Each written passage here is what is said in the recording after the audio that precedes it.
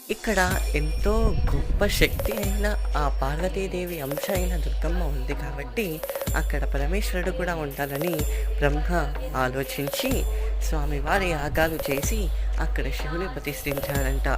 అక్కడ స్వామికి ముందుగా మాలికాసు అనే పువ్వులతో అర్చన చేయడం ద్వారా స్వామివారిని మల్లికేశ్వర స్వామి అని కూడా అంటారు. ముందుగా ఆ తల్లి ఎంతో ఉగ్రంగా ఉండేది.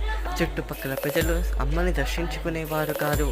అందుకే ఆదిశంకరాచార్యుల వారు అక్కడ శ్రీచక్రాన్ని ప్రతిష్ఠించి అమ్మవారిని శాంతపరిచారు.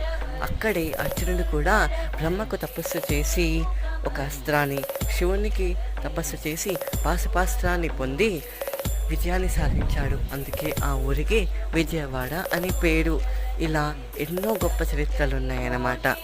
అమ్మవారు నవదుర్గాదేవుల్లో ఆఖరి దుర్గా అయిన సిద్ధధాత్రి రూపంలో అక్కడ కొలువై ఉన్నారు.